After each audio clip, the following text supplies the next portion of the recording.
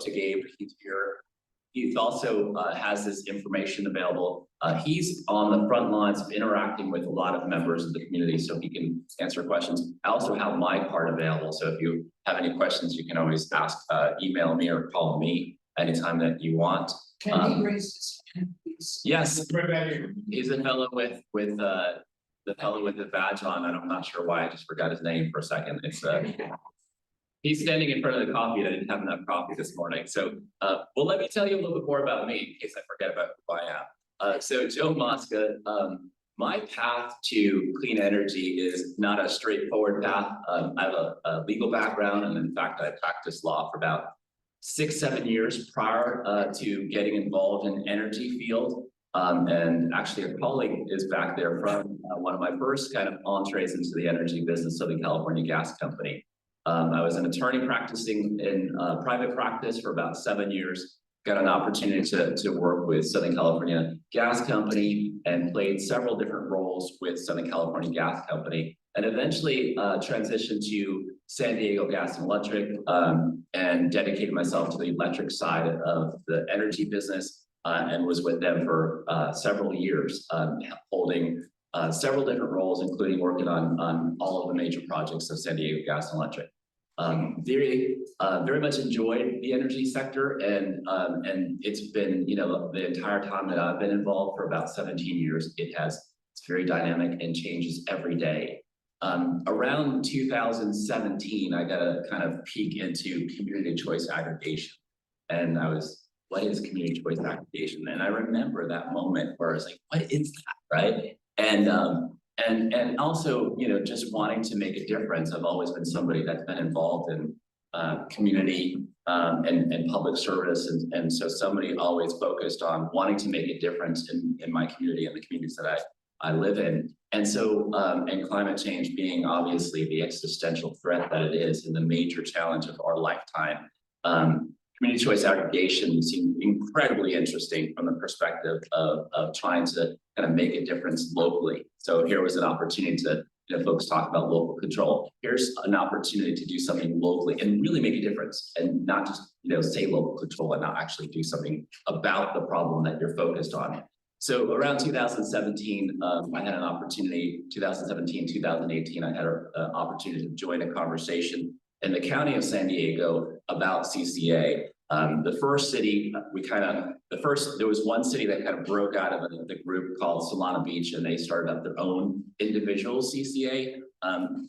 My city of Encinitas wasn't a part of that, but I wish we were early on. But they started the conversation, which then led to further conversations with cities throughout the county of San Diego. And we eventually, those conversations broke into 2 parts. One was forming the San Diego Community Power, which is the second largest CCA throughout the state of California, and now has about $1 billion in revenue, serving well over 1 million customer accounts, and is making a huge difference in the state of California. The other is Clean Energy Alliance, which is the northern portions of San Diego County, also making a very large difference in the county of San Diego. So two CCAs there. And then I got an opportunity to serve on the first board of directors for San Diego Community Power, was their chairman of the board of directors for about 3 years. And just, I'm committed to clean energy, passionate about clean energy, passionate about community choice aggregation. Is phenomenal area. It is really an amazing strategy for really inducing demand for clean energy throughout the state of California and allowing us to accelerate even more so. So that's me, proud again of being the CEO of Orange County Power Authority. Started with Orange County Power Authority about 1.5 years ago. And now as the leader of the organization, I'm very proud of the organization. This is our most recent, I don't know if this is queued up, but this is our most recent campaign ad. And let's watch this. I hope you like it. If you don't, let me know why. The moment we wake up to the time we go to bed, we use energy, a lot of it, most of the time without even realizing it. And that's been having a devastating impact on our planet. But what if we could flip a switch and make a more positive impact? The choice that allows you to purchase clean energy at competitive rates. It's a win for you, the environment, and our community. Flip the switch and make your next choice a powerful one. So what do you think? From the moment we wake Like it? Nice. We're gonna play it again. No joking. So this, you'll see this in movie theaters. You'll see it, you know, if you're in the gym, you may see it on mute, of course, but on your elliptical or Stairmaster or something like that, you're gonna start seeing this a lot on social media. And so we are doing a lot to build awareness of Orange County Power Authority and tell our story and let people know about the benefits of community choice aggregation. So welcome to a new way of powering your community. It is no longer new, but it is new for a lot of people. And so we never make the mistake of not really letting folks know about community choice aggregation and not assuming that everybody in this room knows about a CCA. So it is new to a whole lot of people. But again, it's not new. It is not new in the state of California. About 20 years ago in the state of California, California passed legislation enabling these programs to start throughout the state of California. Now, fast forward over 22 years later, there are 14 million people in 200 communities that are benefiting from a CCA, mostly clustered on the coast. And so hopefully the next kind of the 2.0 of CCAs is really to kind of move inland, especially in those areas that could benefit from a CCA. There are about 25 CCAs throughout the state of California now. We are one of the youngest. We launched a couple of years ago, and so we're one of the newest kids on the block. And if you don't know how CCAs work, next slide. Yeah, so here it is, kind of high level. This is very high level. I'd be happy to answer more questions about this at the Q&A portion, but very high level. We are basically purchasing more clean energy on the market and delivering that to the grid. Our grid is operated by California Independent System Operator, right? That energy is delivered to the grid, and then the utility, in our case, Southern California Edison, delivers that to the homes and the businesses, right? They still control all the and maintain all the poles and the wires. They still do all the billing, right? But we basically procure the energy on your behalf and giving you options for more clean energy at competitive prices. So here's what we offer. So in addition to Southern California Edison, what they offer, which is 33% renewable energy, we have 3 energy offerings for our customers. So our basic choice is 44% renewable energy, 44% renewable energy, and it's less carbon emissions than Southern California Edison. Southern California Edison's last power content label said that they have 33% renewable energy. We have 44% renewable energy. This basic choice tracks with state policy. State policy says that by the end of this year, we need to have that all the utilities need to be at, all load serving entities need to be at least 44% renewable energy. SE is currently at 33%. We offer our basic choice at 3% less than SE as to their equivalent generation rate, 3% less, right? This is a rate design that we have. And so as we're talking about the other energy offerings, it's all basically indexed off of this basic choice. So the basic choice, 44% less carbon emissions, 3% less on the equivalent generation rate, whatever rate you're on. Smart choice is 72% renewable energy, 72% renewable portfolio standard qualified renewable energy, significantly less carbon emissions than SE and significantly more renewable energy than SE. And that is a penny per kilowatt more than the basic choice. That's kind of the rate design, right? And then the 100% is pure, 100% premium product, 100% renewable RPS qualified. So mostly solar and mostly wind, which would qualify for that. And it's a penny and a half more per kilowatt hour than the basic choice. So I just said that we launched a couple of years ago, just about a couple of years ago, we launched our residential customers in October of 2022 and our commercial and our quasi-commercial municipal accounts in April of 2022. And what a year, what a year of differences for the city of Irvine and for the county. and everything that we've done. So here are some milestones. I just said that when we launched, we are now the largest and the greenest CCA throughout the state of California. We are recognized as so. We have 231,000 customers. And again, our basic choice, which we see as a milestone, we basically deliver that at 3% less on the equivalent generation rate as to SCE. We also have shown a promise of CCA, which is basically bringing online more clean energy, carbon-free energy. So in our first year, we're able to contract for brand new generation of clean energy, and that's the Grace Orchard Energy Center, which is going to be coming online around 2 years from now. And we also produced our first power content label. And here's our power content label. And so some of you may not know what a power content label is unless you're kind of in the weeds of power in the state of California, but essentially it is a nutritional label, not dissimilar from what you would find on your milk carton or any kind of food item that you would purchase at the supermarket. So it essentially tells you what we purchased on your behalf in terms of energy. And I put an A+ there because I think that we deserve an A+ for everything we've done in our first year of service. So we exceeded A+ because we exceeded, yes, you can clap for it. Yeah. So we've exceeded the state requirements for renewable energy, because I just said that so far, well, at this time, it was less than 33%.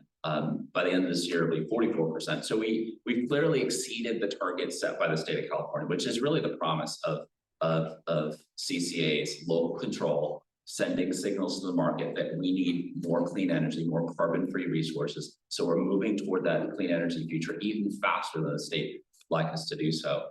And we've also exceeded the voluntary requirements that we set for ourselves.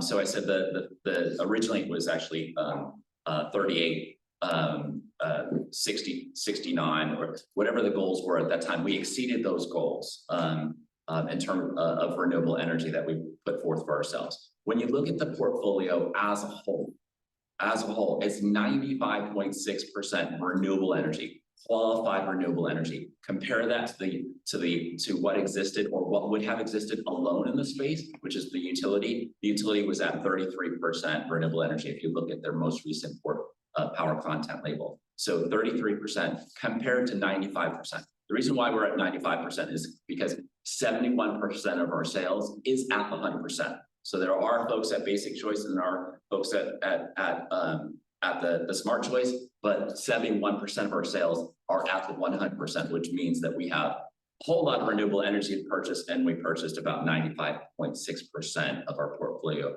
as renewable energy. Also, when we say we're the cleanest, when you look at the portfolio as a whole, it is 83.45 pounds of carbon per megawatt hour. Compare that to the utility. Again, that would be the only thing that would have existed for folks for 100 years. 552 pounds of carbon per megawatt hour related to their portfolio and what they're procuring on behalf of their customers. So in addition to the success that we've had on the procurement side of the business, we've also been very successful in terms of our finances.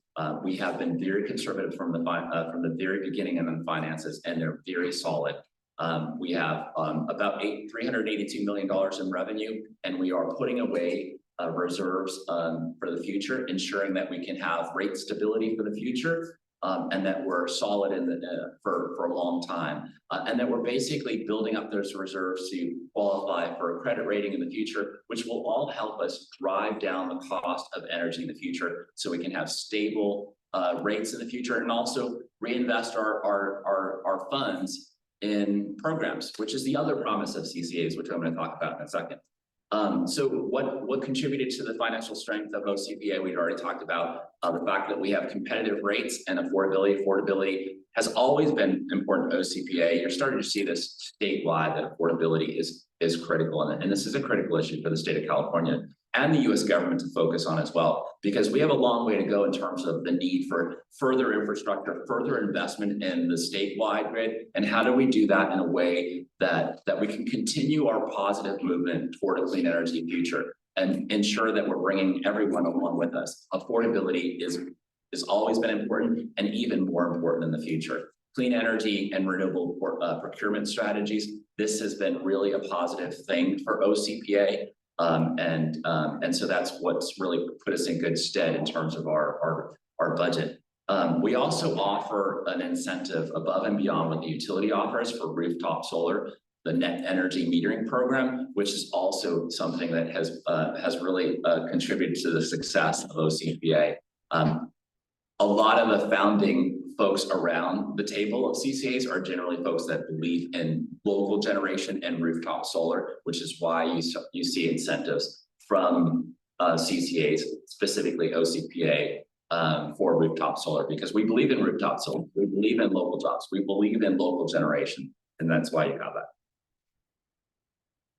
So I talked about the other promise. So not only basically giving folks the opportunity for the option for more renewable energy than ever before, right? You never had that option before. It was a one size fits all before, but now with CCA, you have the option for more renewable energy going right up to 100% at whatever price you can afford. The other promise is reinvesting in the community. We're not for profit. That doesn't mean that I can't make a profit. That means that a profit is for the benefit of you, the customers, not the shareholders, but for you, the customers in our community. And how do we basically reinvest? We do that by way of programs. And so here are some initial programs. Historically, CCAs have to first kind of put enough money in reserve so that they can basically ensure rate stability, and that they can also kind of start driving down the cost of energy. Then they start to invest. But from the very beginning, OCPA has started investing in the community by way of programs. And so some initial programs that I think they're not blazing the trail throughout the state of California, but they are making a difference. And their initial programs, Bright Futures Grant, it is important for CCAs to be really educating people, customers, public about clean energy and about the benefits of clean energy and decarbonization of the electric sector. Bright Futures Grant is an opportunity for us to partner with not-for-profits, nonprofits in our community to help with educating people about clean energy. Ohm Connect Partnership is essentially putting money in your pocket. If you reduce your energy consumption at a certain point in time, when there's CalISO Flex Alerts, you can get money for doing so. Not only do you save money, but you're also getting money for actually reducing your consumption. OCPA Marketplace is an opportunity to go online and to get significantly subsidized and reduced products, energy efficiency products, everything from electric stovetops to electric leaf blowers, electric lawnmowers to EV chargers, a bunch of stuff. Check it out. There's some information on the back table there for Ohm Connect Partnership. The OCPA Marketplace. It's really a fascinating area where you're getting significantly reduced products. Low-income customer programs.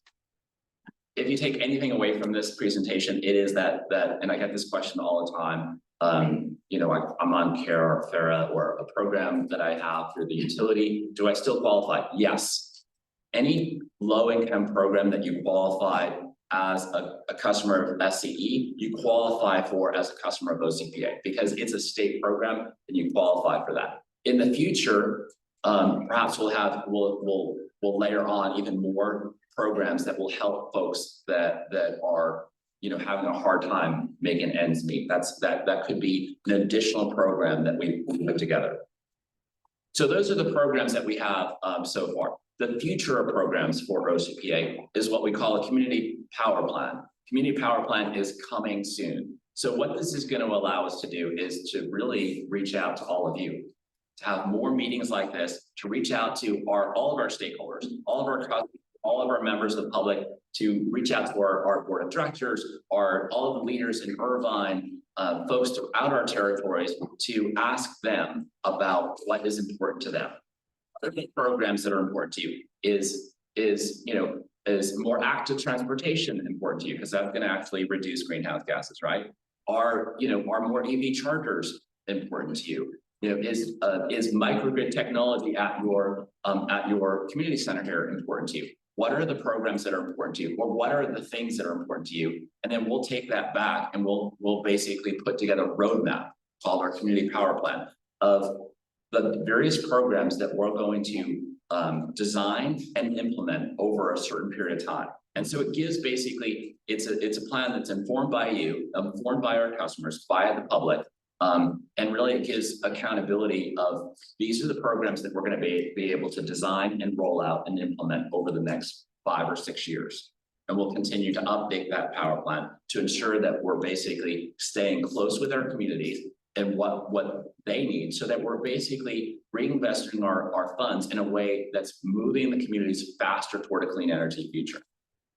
There are a lot more federal and state programs for disadvantaged communities. And so I think that some of the programs that you'll find that there's going to be heavy amounts of investments in disadvantaged communities, and specifically where communities that have historically not seen the level of investment. Air pollution, there are more and more conversations about the impacts of climate change and who's on the front lines of those impacts. So there are more and more federal and state programs for that. And so we will try to grab as much federal and state programs as possible funding to leverage and also stack with what we have. Oops. Oh, all right. So I thought we had more in the presentation. So re-enrollment. So Director Dr. Treseder had been talking about re-enrollment, and so this is important.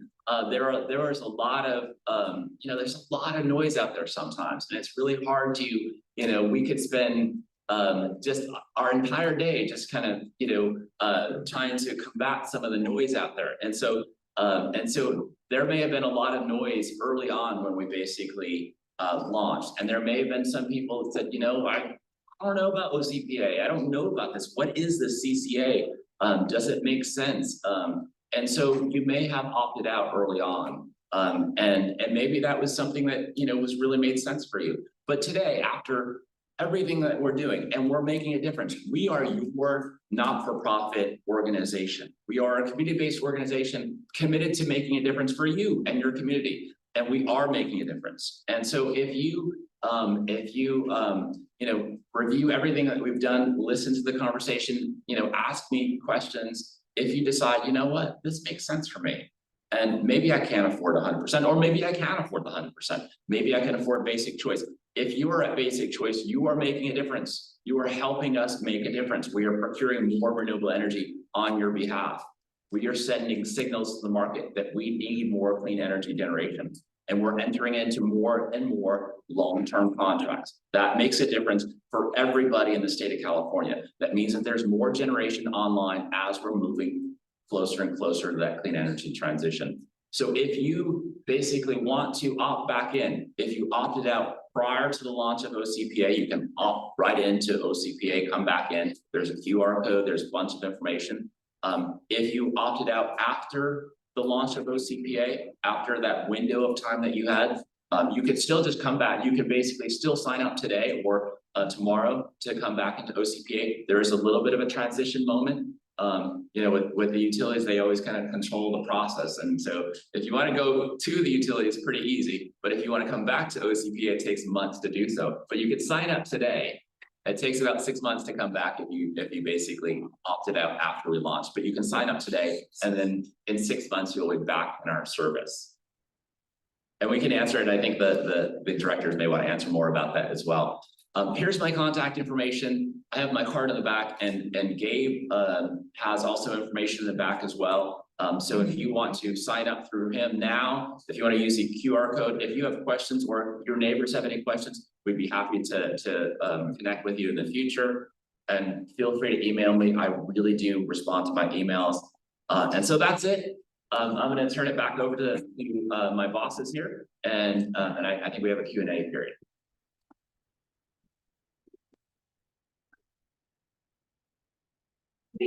Well, thank you very much. That was a really informative presentation. So glad to hear about all the advances that OCPA is making.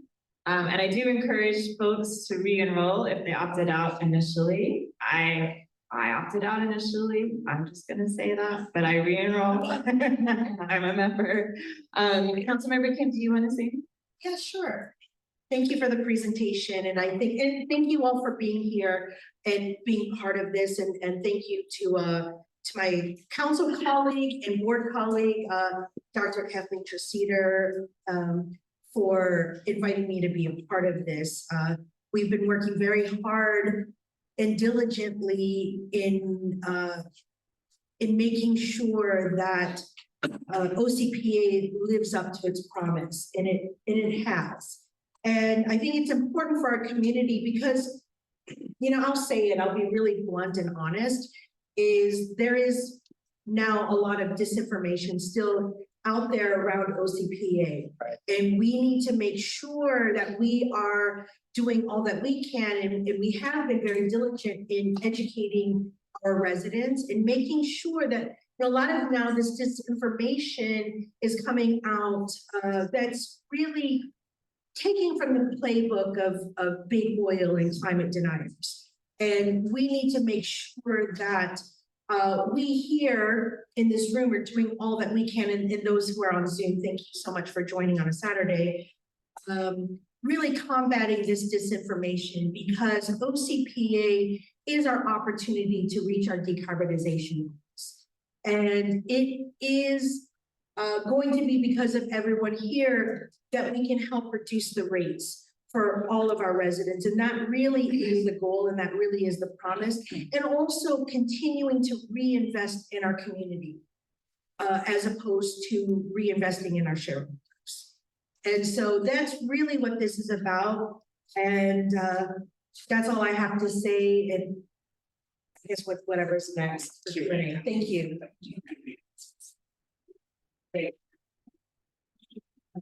All right, everybody, we're now going to turn it over to our Q&A section because we want to make sure that everybody on Zoom can hear. For everybody who's in the room and wishes to give a question, if I could get you to line up right here, and then if time permits, we'll go back to do comments on Zoom. Thank you very much.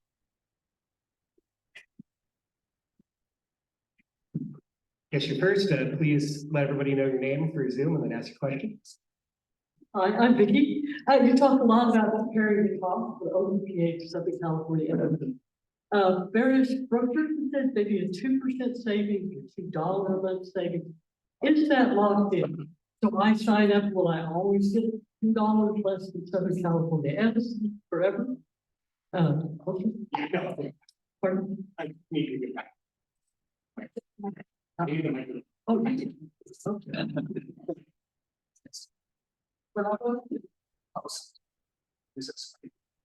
They have it. My bad, I'm sorry. So just 2 or 3 things related to pricing. Am I assured that I will always be paying less than Southern California Edison? The other comment I have to make is Southern California Edison serves 15 million customers. You're only 200,000 customers. So Southern California Edison has a huge economy of scale. And so, for example, the last year's President Probowski received a $450,000 severance, as I understand, as part of being fired. You obviously have a lot of administration staff. I can think Southern California Edison with 15 million must be more cost-effective administration than a small group like OCPA with only 200,000. So I know there's a lot of details about the prices, but would we always be assured that OCPA always of paying less? And last part of this is apparently the only out of 34 in Orange County, Fullerton, Wayne Park, Irvine, and Easton Beach has just dropped out of OCPA. They're all in the 100% claim, right? So that means each OCPA bills are more than estimated. Thank you.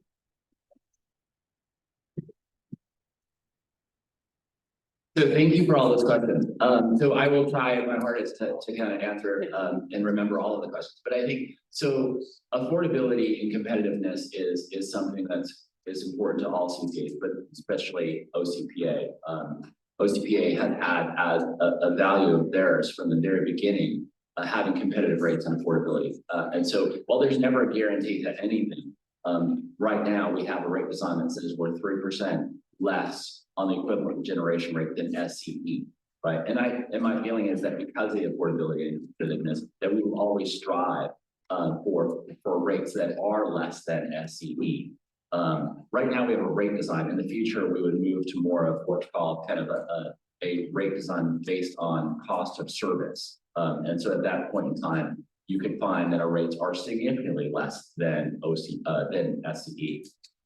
In terms of SCE, I think one of the beauty of OCPA and other CCAs is that we're small and nimble. And then we're also basically much more focused on our community.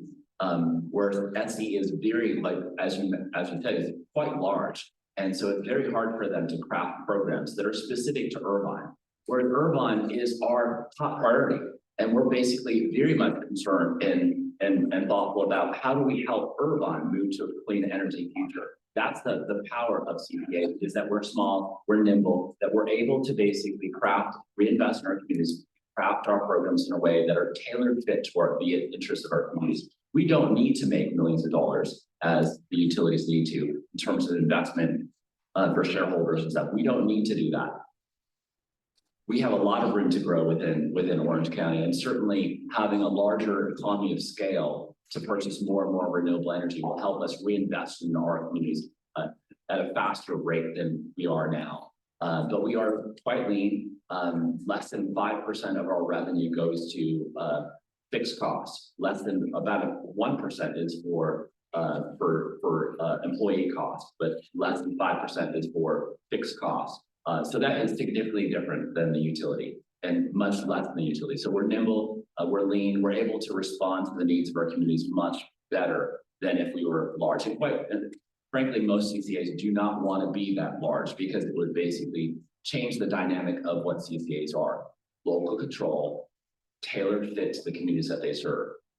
We do have aspirations to grow and to spread, not grow because we want to make more money and have higher revenue, but grow because we're extending a benefit to our communities, an environmental benefit, and we want to make sure that we're basically continuing to extend those benefits to more and more communities throughout the county of Orange.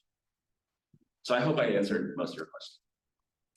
I also just want to mention that SoCal Edison CEO made over $3 million last year in compensation. That's just the CEO. We also have all the other executive members and all the other investors. We have to return our payments to SoCal Edison to the investors. So I guess for me, I would necessarily assume that SoCal Edison was efficient or lean in terms of their expenses. And I'm also going to add the question of Huntington Beach. The reason why they pulled out is because several members ran on a platform during the election of pulling out, and that majority did win. But they realized in retrospect, I think that they probably wish they hadn't done that. But I can't speak for Huntington Beach, but that's what I know of. And then as far as the rates go, Irvine and Buena Park are at 100% renewable. Fullerton opted down for basic choice. They're at 69%. Yeah. I'm sorry, the smart choice. Our smart choice. Yes. And so that is what I can answer. And also, I did forget to mention that my community advisory committee member for OCPA, Doug Elliott, is in the room. So thank you so much for being here. Thank you very much. And our next question will be from Ken Montgomery, followed by Mike J. Good morning, everyone. Ken Montgomery, Irvine resident. I know from personal experience that Edison has a significant lobbying arm. And I'm wondering, are they using that lobbying power behind the scenes to kill Orange County Power Authority? No, they are not. Okay. That's the answer. Right. Do you have a more elaborate answer? No, yeah, I mean, they do have, I think that all of the utilities, not just Southern California, in fact, Senator Mitt has a bill on this. I don't know where it's at in the legislature, but all of the utilities spend an enormous amount of money lobbying the state legislature. And we are lean, although we are in a family of 25 CCAs throughout the state of California, and our trade organization, Cal CCA, you kind of built up more and more to be able to combat the disinformation and the one-sided discussion up in Sacramento and San Francisco. So I would say they have an enormous amount of money being spent on lobbying. I'm not aware of any kind of threat that they're posing directly to OCPA, but when they're lobbying, they are basically making it harder and harder for local choice. And to change the rule to make it harder and harder for us to operate a TCA. Absolutely. Thank you, Jim. You're welcome. But a lot of their lobbying efforts are really around the hardening also, which is, it's important. I serve on the board of Orange County Fire Authority. So we do need the underground hardening. And so SoCal Edison does provide a lot of lobbying and support for that as well.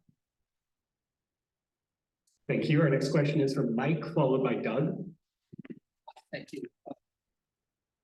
I would agree that it's important to control the extreme excess of administrative costs that we bring to corporations. My problem here is different than that. You mentioned that there's a lot of noise out there, and I'm trying to understand how much noise is you guys. The reason that I say that is 2 points. Number one, power that you get at your house comes off drop line from SCE. That's what you get. You get the mix. Southern California Edison has on the line. It makes it determined in a very complex way by a very big bunch of traders and observers at, how do you say, California. I'll call it KC. Okay, so first of all, you can't change much by much. Tiny to have a big effect on what goes down the drop. Now, how can you make much money? I don't think you can change it very, even in the long run, because your power, if you have any of your own, is purchased by KSIO. It's purchased by them. They have, if you look at the control room, you will see that they have companies all around the United States to purchase power, warranties, solar fields from people who own big wind farms, big multi-billion-dollar operations. You have nothing like that to contribute. But what they do is they make marketing decisions based on what you may offer. And then they'll purchase bits from you and from others. Bits they buy from you will not be very large in that mix. You can't possibly make much more than anybody else who's trading with those guys. They have marketing systems, they evaluate the cost, efficiency, delivery, the value of that, so on. So when you say that you're going to have a big effect on what we get and on the push for renewables, I have to really raise a question about that. By the way, you can opt for that kind of renewable from SCE directly. Right now, they're closed because you cannot overload the network, the power grid. You cannot overload it with too much renewables because they're unreliable. So you can only put a certain amount on there, which is a fraction of the total power that goes out there that backs up in case there's a decline in those renewables. So you can't purchase any more right now than anybody else because you cannot, because it's closed. They can't take more capacity. So I think you're stuck in a position where in the long run, it's a matter of physics. You can't do much better than what SCE is doing on the grid, despite a lot of your congratulations. I just don't think you can do it. And I'm sorry to say, I wish I weren't hearing this kind of stuff.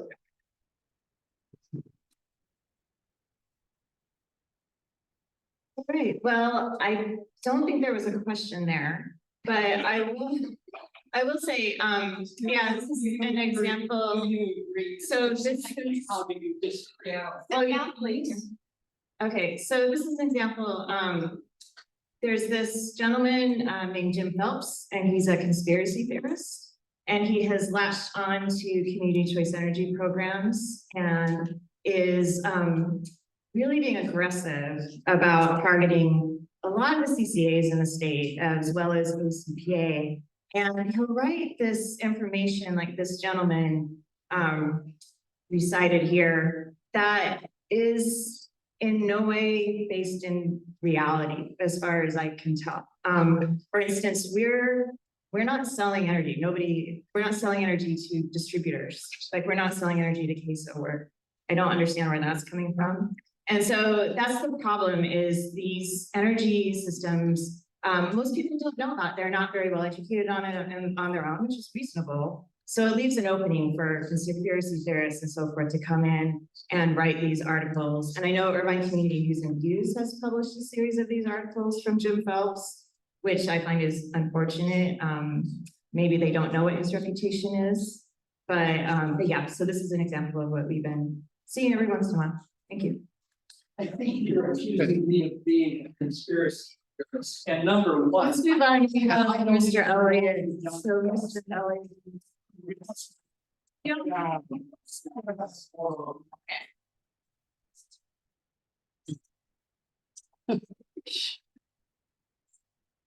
Hi, I'm Doug Elliott. Thank you, Councilmember Kim for the shout out. And also, in addition to being on the Community Advisory Committee, OCPA, as Irvine representative, I'm also a council member, Treseder's appointee to the Community Services Commission. But regarding OCPA, I've been watching things basically from the beginning, and I've always had an issue with the basic branding of the rate structure, and this was a decision made before any of you were on board. So it's the original team that picked these terms, but the issue I've had is with smart choice. It seems to me that the really smart choice is 100% renewable. So I'm wondering, we don't have to change that aspect of it, but maybe we could rebrand 100% as smartest choice or something like that. I wonder there's a possibility there.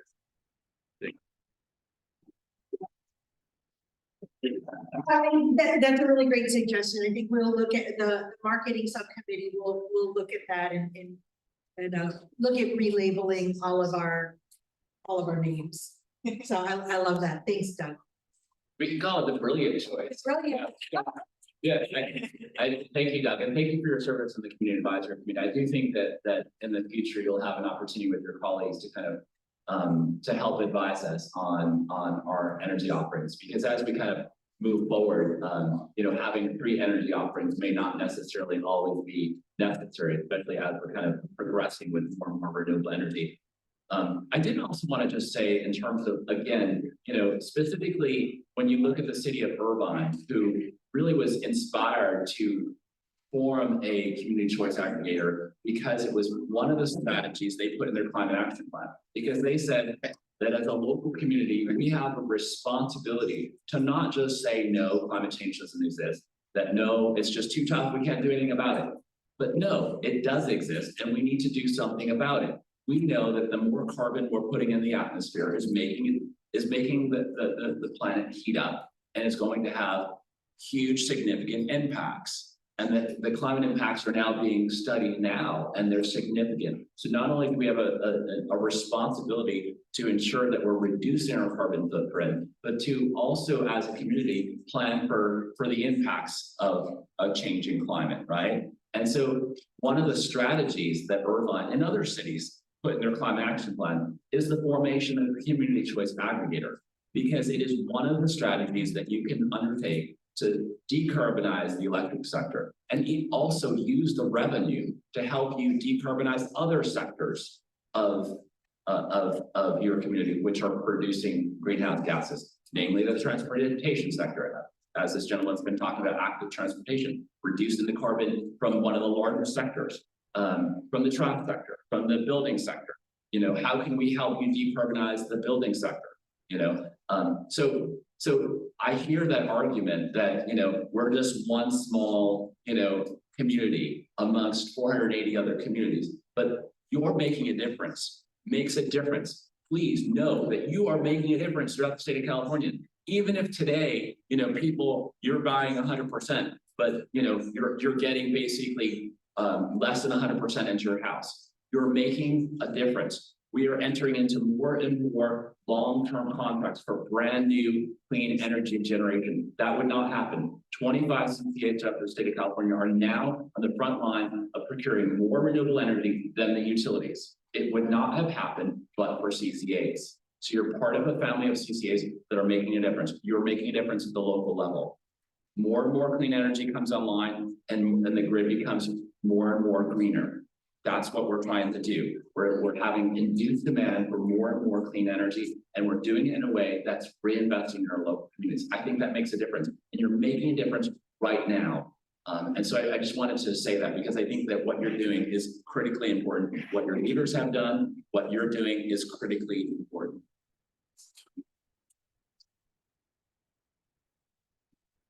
And just wanted to make a quick announcement for everyone. We've got about 10 minutes left for questions. We have a lot of people left, so if we could try and keep the questions quick, that would be appreciated. The next question is going to be from Buzz, followed by Walt. Thank you. The good news is I bought in 100% when OCPA started, and bad news is I live in Huntington Beach, and I'd be really grateful. We're living in a political chaos, and especially with regard to OCPA being yanked. I have a couple of quick questions. I think they're factual, and I'm not going to make any other editorial comments. What's the effect of AB 205 on OCPA? Remind me what that legislation is. AB 205, that's the utility tax. So it's that was by the way, the repeal isn't going to happen. it's only on the delivery side of the ledger. Right. So and the California Public Utilities Commission has already moved forward in implementing that legislation. And I've heard the latest I heard there was several pieces of legislation pending in Sacramento. I heard they're dead on arrival, and the governor's not going to sign them. And he's told them you need veto proof to pass this. And so I think they're dead. I think what the CPUC is doing is going to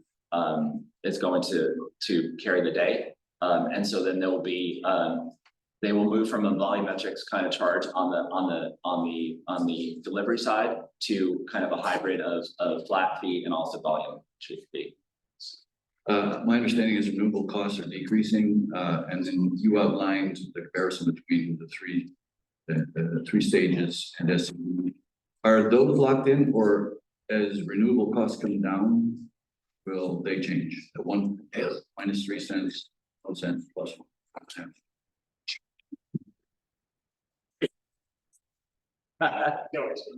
The rate design is for the entire year of 2024. And then as renewable energy is going up. And so as it's going up, if we're maintaining the same rate design, we are subsidizing some of those higher levels of renewable energy to a greater extent. But we're committed to the rate design for 2024. And I think what we're seeing in the market is that when you go out to 2026, around 26, some of these projects that we're still feeling some of the effects of COVID with supply disruption and a lot of clean energy projects that were supposed to come online were delayed. In fact, our Grace Orchard project was delayed about a year, the completion of that project. And so, but what we're seeing in the market is now probably around 2026, more and more projects coming online, and you're starting to see that long-term, the prices were coming down. Right now, we're living with a spike that we've lived with for a little bit. The good news for OCPA is at the moment that it started when prices were really low. So the portfolio as a whole was purchased at very low prices. And so that really kind of has put us in good stead to kind of weather this kind of spike that we're feeling until we're having more and more generation come onto the market. I hope that answered your question. Thank you. You're welcome. Thank you. Next question is from Walt, followed by Lamar. Good morning. My first question is, first statement is that I went online on the joint rate comparison site for 2024, and the basic rate choice is only 1.19% less than SCE's basic rate. I understand you're saying 3%, but you're just playing with the numbers to make it look more appealing. So I feel. Second part of this is, the OCPA claims they deliver 100% renewable energy. How does OCPA deliver 100% or even 95.6% renewable energy when they are just procurers of energy? The grid operator, ISO, decides the mix of electrons on the grid, and that mix, as of the last report, was 35.8% renewables. And it's delivered by local utilities to all businesses and residents connected to the grid. Please. Thank you. Mr. Wald, it's so good to see you in person. Thanks. Would you like to take? Sure. By the way, I love your accent. It reminds me of home. So I'm originally from Rhode Island. I don't have the accent. Are you from? We're in Massachusetts. Lowell. Lowell. Awesome. So we're neighbors. I was born in Providence. Except I don't have the accent. But a lot of my family members do. Some of the families from Cambridge area. And so, you know, this was kind of the same point that the other gentleman raised. We didn't say that we're delivering 100% to your house. We said we're delivering 100% to, we're delivering the 95.6 to the grid. And so the people are paying for 100% renewable energy, they are not getting to them.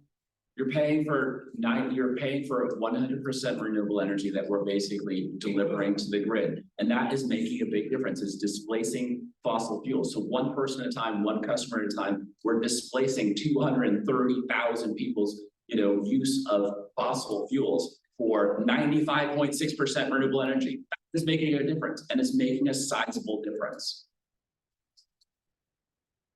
Yeah, I also hear from Mr. Phelps about this argument that there's no way. Oh, one second. I will listen to you ask your question and I'll answer it. And if you'd like to follow up, you're welcome to. So I've heard people say, well, the electrons that the solar panels are generating from the sun are not the same exact electrons that you receive in your home. And that is true, but I don't think anybody who signs up for 100% renewable energy is expecting that or necessarily wants that. It's not like those electrons are extra special quality electrons. What we're interested in is the greenhouse gas productions we are releasing through the generation that we don't want out there. I think of it like a bank. So I invested some money in my bank like 20 years ago. I gave a certain dollar bill to them when I deposited it. And now if I were to go to the bank and ask for that money back, they would give it back to me in cash, but it wouldn't be the exact same dollar bill, right? Not that exact same dollar bill, but do I care?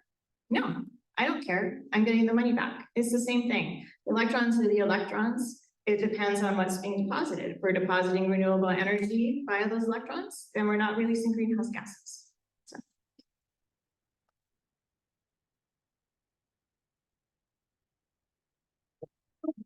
All right, next question is from Lamar, followed by Annie. Hi, thank you for being here today. My name is Lamar Kirkdale. I'm a professional engineer and passionate climate advocate. I have one question, and I'm hoping that you can put the answer in your next presentation. That is, looking forward to the future, what are the steps that have to happen to add new Orange County cities to the Orange County Power Authority? And what can we do to help to make that happen fast? Thank you.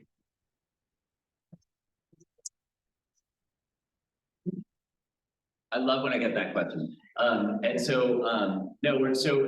I generally do have in my presentations how to join OCPA, but I didn't put it in today because Irvine is a member. But so we have conversations with a number of cities throughout the state, throughout the county of Orange. I don't want to say all the different cities because I would leave it to them to basically have the conversation and let people know that they're interested in joining. I would say with Fountain Valley, that we're pretty far ahead with the city of Fountain Valley and going through all the necessary steps. And so likely Fountain Valley is one of our future members of OCPA, and there are lots of other cities that are interested in joining as well. There's a whole process we are, in a heavily, and rightly so, we're in a heavily regulated area, energy. Our CCA and all load serving entities are heavily regulated. So the process to join would be essentially that, you know, we would do the analysis of whether or not it makes sense for OCPA to extend an invitation to Fountain Valley or any other city to join OCPA. Is it a net positive? Is it a net neutral? And it's not just from an economic perspective. There's a lot of other factors that go into basically determining whether it's a net positive, a net neutral, and net negative. And so we'll present that data, that package to the board of directors of OCPA. Then they have a decision to make in terms of whether or not they want to invite a community to join OCPA. And then that community, if invited, would have a discussion with their governance body to, you know, do we want to basically join? And they would have to pass an ordinance, much like the city of Irvine did, pass an ordinance joining the authority, the Joint Powers Authority, OCPA. And then we would have to amend our implementation plan with the California Public Utilities Commission, and then adjust all of our forecasts. So it'll be a year of adjusting forecasts. So there's a whole year that we have to buy adequate amount of resource, because, you know, I'm not just purchasing 100% of the demand, but I'm purchasing about 120% of the demand. So I have that 20% in reserve. So I almost like that kind of bank analogy where I put money in the bank, but I don't necessarily, most of the times I never even use it, right? But essentially I buy about 120% of the demand. So that 1 year of period of time before I launch, like a city like Fountain Valley would be purchasing enough for resource adequacy, and then purchasing enough renewable energy for them, so that when they are launched, that we have enough renewable energy being put onto the grid for that, for the customers that we're taking on. Does that answer your question? Sorry if it was very long. A little bit. I was interested, would it be helpful if citizens talk to their city council? Yes. Say, we want you to join OCPA Yes. now. Yes, absolutely. Again and again and again. If you are a resident of another community that's not a member of Laguna Hills. Laguna Hills is likely to be a future, you know, a future member, and would love for you to advocate with your city council and your city leaders to join OCPA and the benefits of OCPA. Advocate with your city leaders. Say, why don't I have competitive pricing? Why don't I have an option? Because at the end of the day, your city council has provided options. That doesn't mean that you have to be with OCPA. And there may be valid reasons that you want to be with SE. You're able to be with SE if you want to be with SE and get less renewable energy, more carbon emissions, and pay more. You're able to do that, right? But you're also able to have energy offerings, you know, beyond that, and, you know, where we can basically reinvest in the community as well. So if you are living in another city beyond Irvine, or you know friends in other cities in Orange County, let them know the benefits of OCPA and advocate with their local leaders. Thank you. You're welcome. And just to add, so I serve on a lot of regional boards. So I meet with people from all different cities, all different council members. And so really Fountain Valley stemmed off as that conversation at, you know, an event with a bunch of elected leaders, literally talking about really your residents want choice. And that's what it comes down to, is giving your residents a choice. Thank you. Our next question is going to be from Annie, followed by Alexander. Hi, my name is Annie Gustafson. I'm an Irvine resident and passionate about energy procurement and CCAs. My first question steps out of curiosity. Where does the nuclear in the basic choice come from? Is that through SCE and Palo Verde, or is there like another source of that? And then about OCPA, what are your goals for procurement of long-term PPAs for new projects that wouldn't have built anyways? And for RA, are you concerned with like procuring enough of it, being allowed to add more communities into OCPA?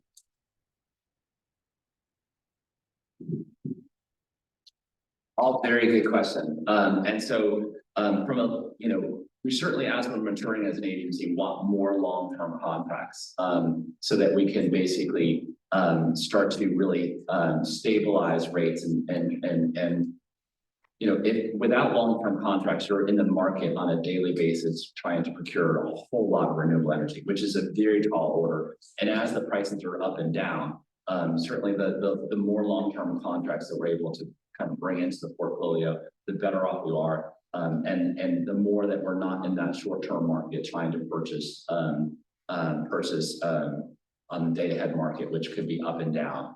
And it also is the promise of the CCA. It's really kind of, working with energy developers and suppliers to bring online more clean energy resources, which is what is necessary.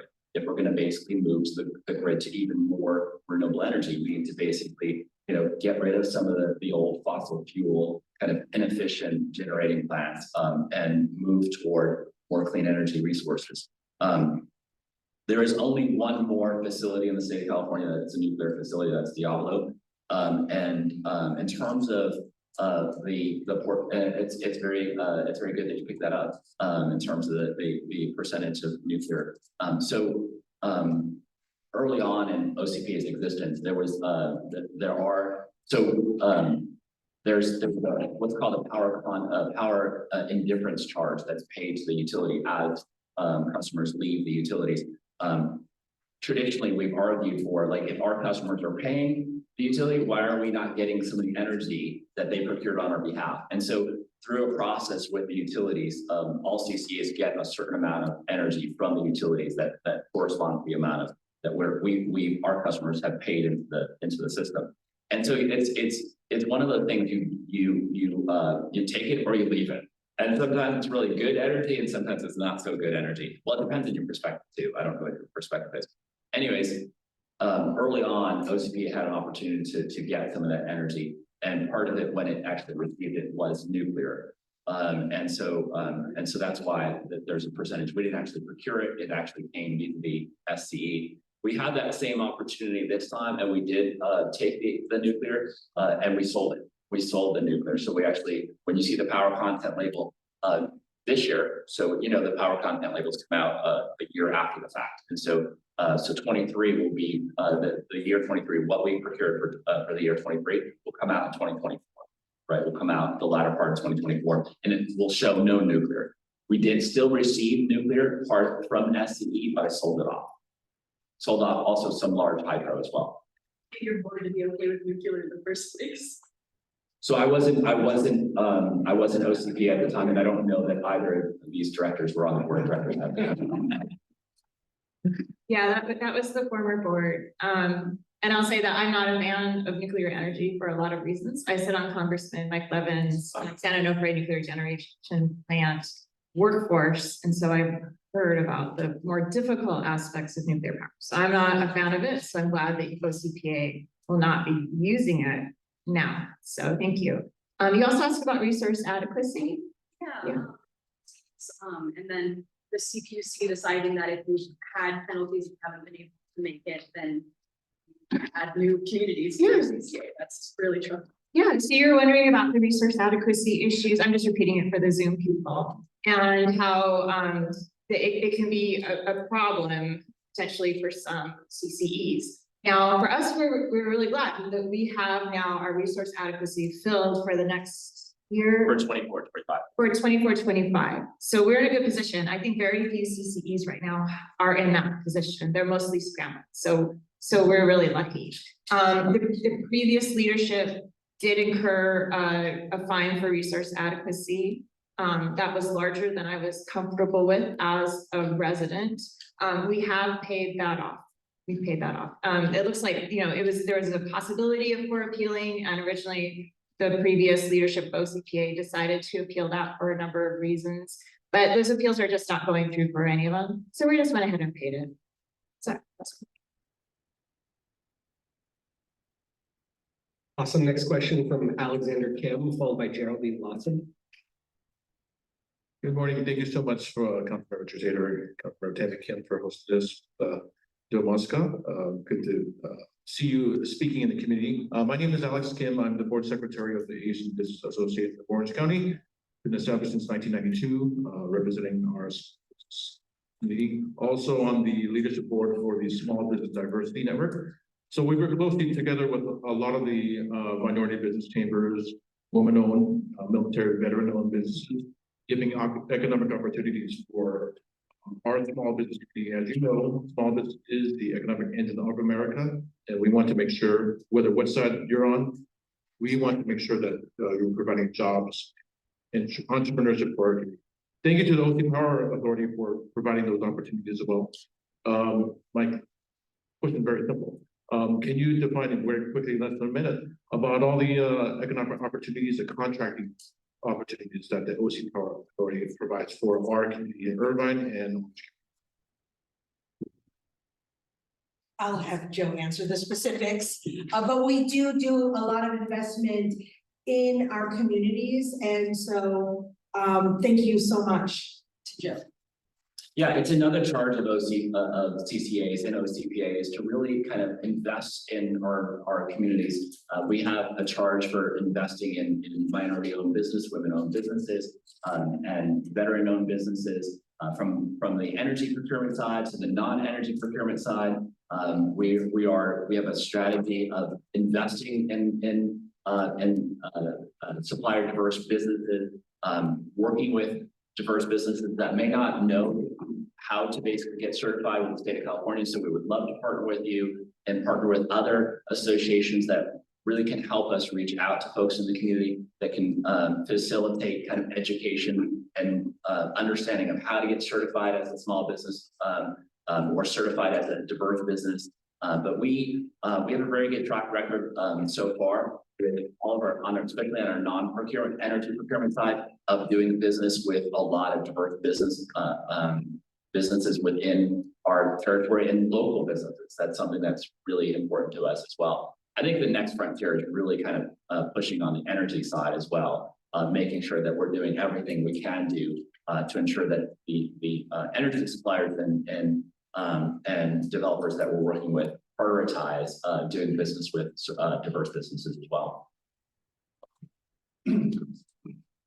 And I also want to add, on top of supplier diversity, OCPA is also making an effort to reach out to communities and nonprofit organizations that reach out to the linguistically isolated communities, making sure that we're reaching out in a cultural competent way, making sure that we're reaching our message to various media outlets in the various threshold languages as well. Thank you, and I just got a signal that we need to wrap up, so it's gonna be our last question, but I do just want to point out to everybody, oh, no, you get to ask your question, because I already said yours. If anybody with additional questions on Zoom, we'll direct them to you so we can get those answered, and then you guys can go back to the table and see OCPA staff as well to ask any more of your questions while we still have the time. So last question, thank you, Jim. Thank you. Why do you guys always make me laugh? The Filipino American Chamber of Orange County, and I'd like to shout out to Jerry Colon, who is the president of the National Coalition of Filipino Chambers, representing 42 chambers nationwide. So Filipinos are getting on the map. Couple questions. Number one, of course, we represent the small business community.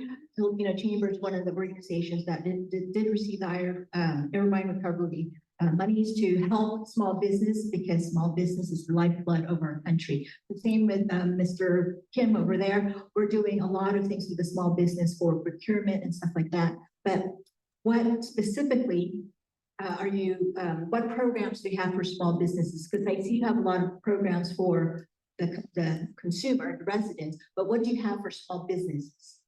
And then that's one. Number two, I commend you guys, because as a small business owner myself, and I grew up in small business, I know that competition is what drives the rate down.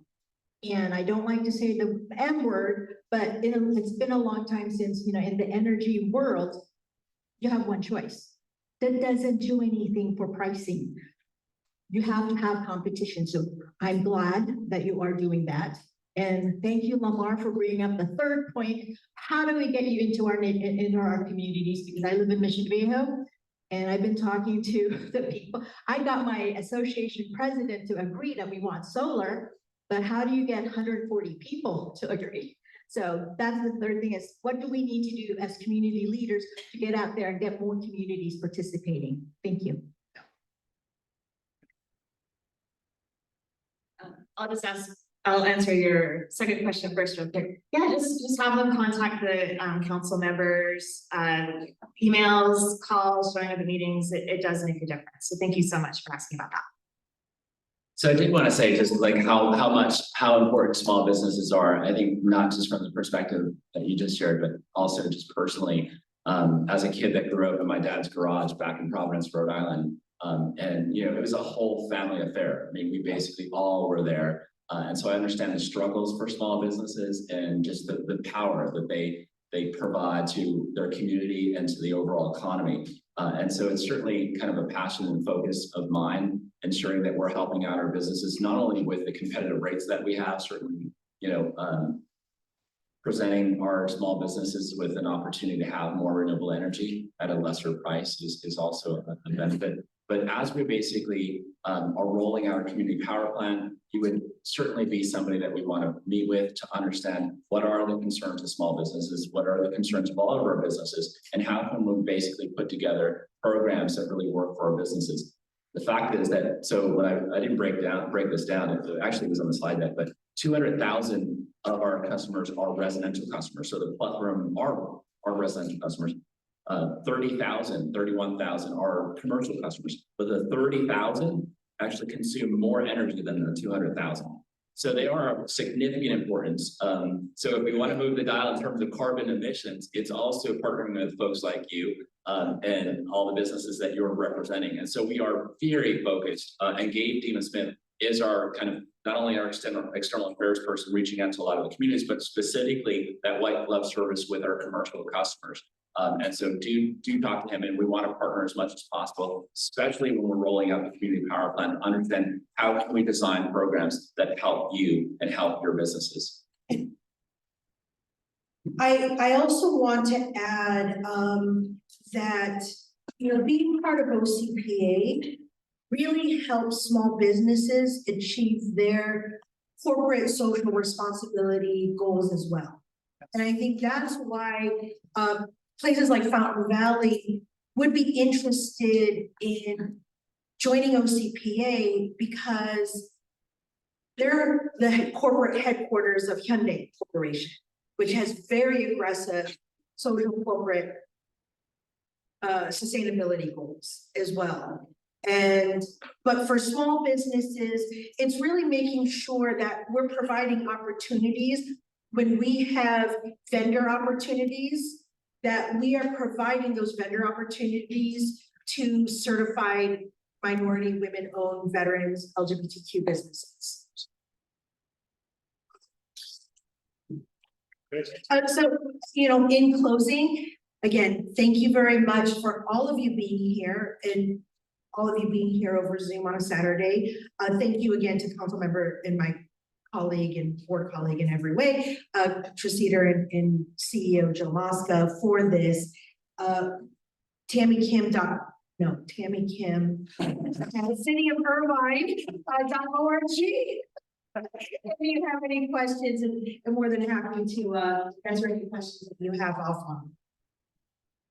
Great. Thank you too. Thank you for being here and for all of your questions. I really appreciate every one of them.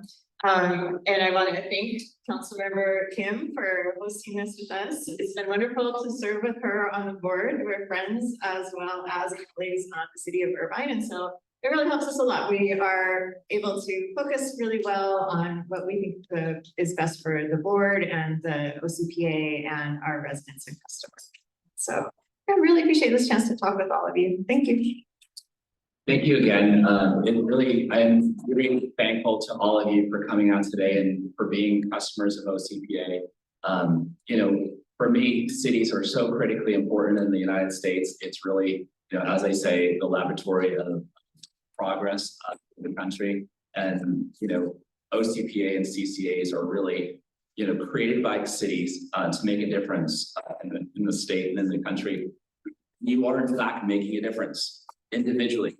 Together, you are making a difference. And so thank you for coming today. And if you have any questions, we're here after this program. And please share with your neighbors and share with folks in other cities about OCPA and about CCAs, because maybe they'll basically adopt it. They'll see what Irvine's doing and say, why are we not doing this? oh, we're gonna have open streets because we're gonna reclaim the road for folks that want to get around other than by car. Why are we not doing this? It starts one city at a time, and then you'll see it spread throughout other areas, and then you're making a difference on a bigger scale. So thank you for everything that you do, and thank you for being here today.